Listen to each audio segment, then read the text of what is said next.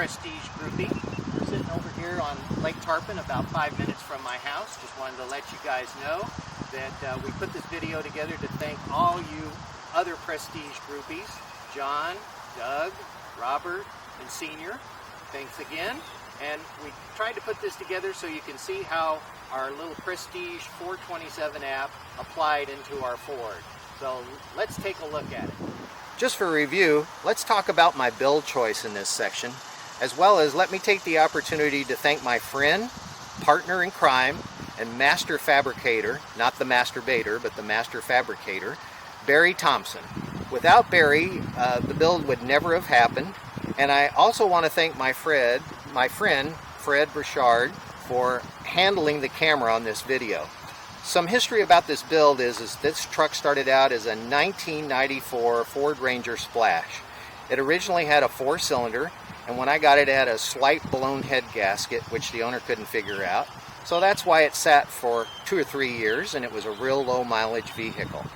After I purchased it, I dropped a 347 aluminum head engine with a T5 using a McDuff V8 Ranger conversion kit, which bolts right into the stock frame and the I-beam suspension.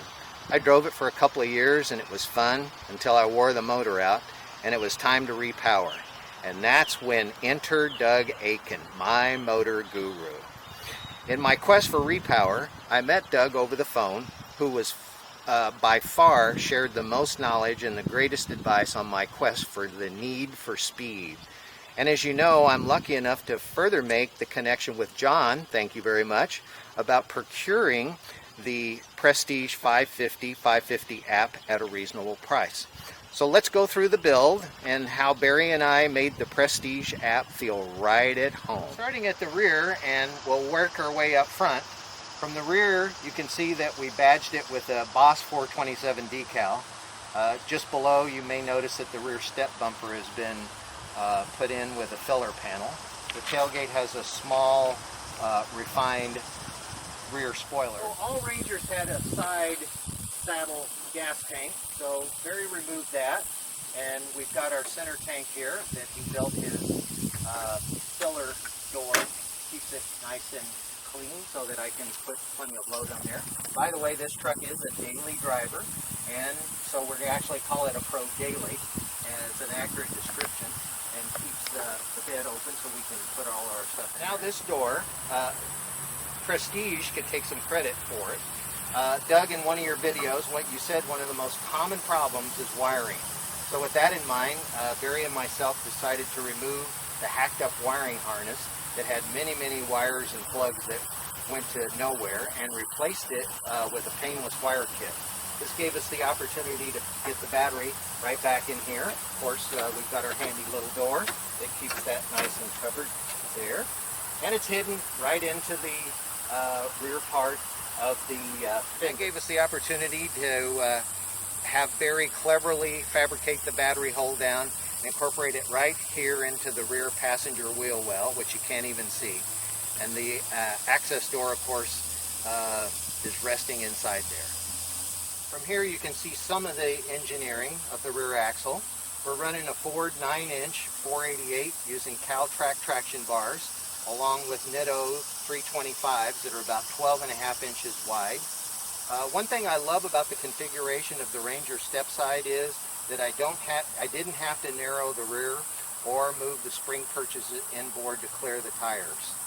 When we replaced the wiring harness, it gave us an opportunity to make things much easier. So as an example, Fords have one fuse box that's underneath the dash and then another one that's up underneath the hood.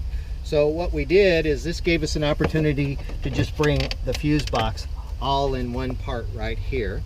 Along with that, we built the door that has 2 screws, pulls down, and then all of our wiring harness is exposed. Also from here, you can see where the T56 fits. Obviously, it's much bigger than a T5, and so Barry had to cut all of this tunnel up and then rebuild the tunnel in itself. Came out very nice. Position.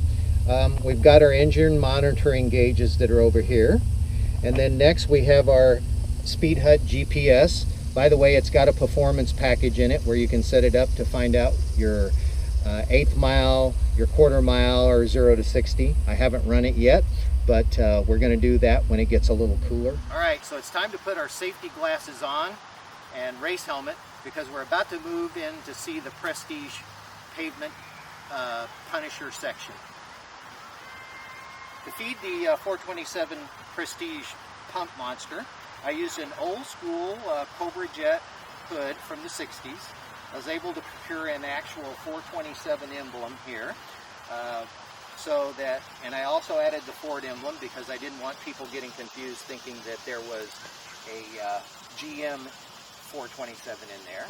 As you know, lots of people take Fords and put General Motors engines in them.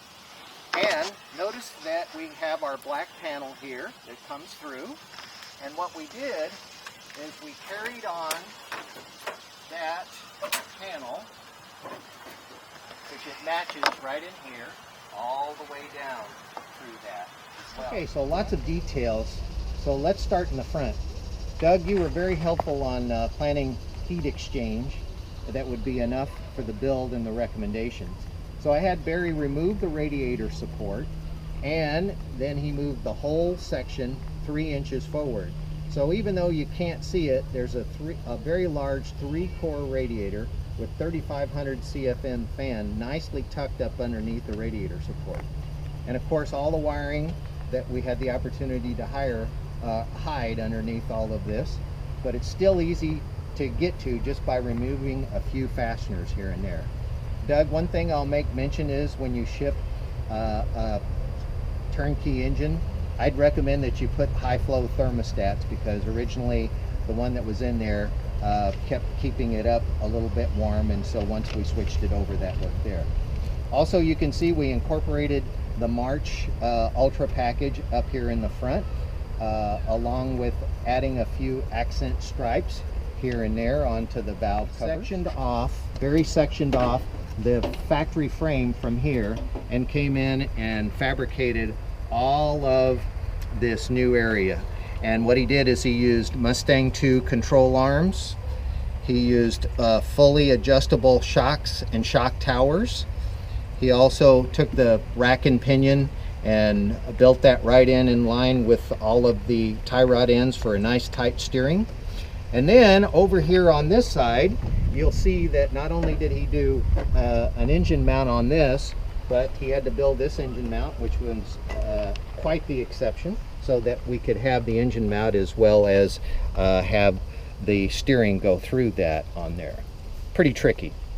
Another important detail is that it's so much easier to work on, because we built it where there was plenty of room all the way through. And as an example, with the old engine and the factory frames, they were very, very tight up against the engine. You couldn't even have an oil filter on there. You had to use a remote that was there. And because the frame is so much wider and handles so well, we don't even have to use a stabilizer front bar. Now, for the final benefit of Barry's work, when building the frame and reconfiguring the firewall, as you can see right through here, Barry was able to push the engine back about 1.5 inches, as well as the engine is about 1 inch lower on a center of gravity. So of course that makes better weight distribution, and we haven't put it on the scales yet, but that's coming. And finally, of course, Barry made all these custom panels that are all Zeus fasteners, using his nice little beads that are all the way through there. And of course, wiring and all the hoses are all hidden all throughout there to make the engine compartment really a nice, clean spot. Yak, yak, yak, out front. Next video.